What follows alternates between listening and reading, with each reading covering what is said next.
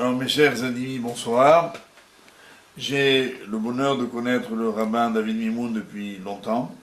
J'ai pu apprécier son dynamisme, son désintéressement et son courage.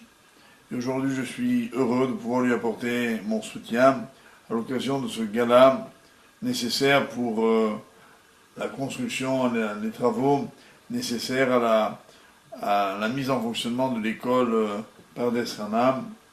Et je veux ici dire combien la création d'une école religieuse, conforme aux exigences de la Torah, dans cette partie de Paris, est une bénédiction pour tous nos fidèles.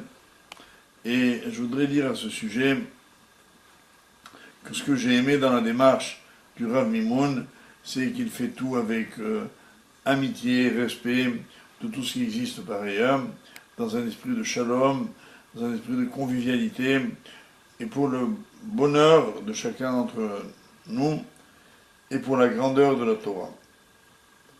J'insiste beaucoup sur son désintéressement personnel, et sur le fait qu'il fait partie de ceux qui se jettent à l'eau pour réaliser des choses. Et pour moi, il incarne une Gemara dans Shabbat, page 88, dans laquelle on nous raconte là-bas que à la fin des temps, Hachem sera courroucé après son peuple. Il se tournera vers Abraham, Avinu, et il lui dira, Abraham, tes enfants ont fauté, je vais les exterminer.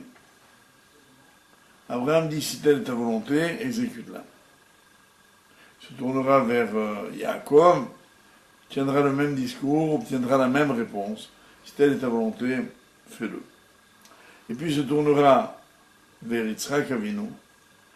Et lorsqu'il lui dira ce qu'il vient de dire aux deux autres avot, Yitzhak réagira immédiatement en disant quoi? Mes enfants, mais c'est tes enfants. Tu as appelé Israël dans la Torah Béni Bechori, mon fils, mon bien-aimé, mon premier-né, pardon. Donc, il dit, deuxièmement, Ribono Shel Olam, qu'est-ce que la vie d'un homme? 70 ans, dit le Teilim. 70 ans, jusqu'à l'âge de 20 ans, on ne peut pas être Chayamita, passible de la peine de mort. Donc il n'y a que 50 ans où un homme peut être susceptible de mériter la mort. Sur ces 50 ans, ajoute Yitzhak, il y a la moitié du temps où il dort.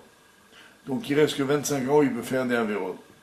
Sur ces 25 ans, il y a encore la moitié où il fait des choses nécessaires, il se lave les dents, etc. Ce qui fait qu'il reste 12 ans et demi. 12 ans et demi, qu'est-ce que c'est rien du tout. Alors Yitzhak dit comme ça à Hachem, il dira voilà, moi je prends la moitié sur mes épaules, et toi la moitié sur les tiennes, et on leur pardonne.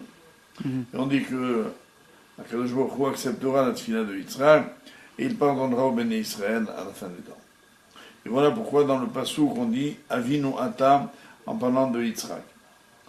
Et j'ai lu un jour le Pérouge du Rav Meir Shapira, le fondateur du Daf Yomi, un Rav de Pologne du début du XXe siècle, qui a donné à cette Gemara un retentissement extraordinaire. Il a dit pourquoi Yitzhak? Alors que Abraham Avinu, c'est le Avamon Goïm, que Yaakov, c'est le Rosh Shifté Israël. Yitzhak, on appelle dans la tradition orale le Yachid, l'individu, le particulier.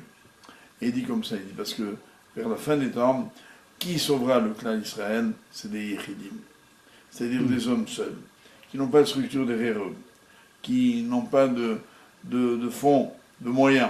Ils se jetteront à l'eau et ils diront « Je sens que c'est par moi que ça passe, il faut que je le fasse ».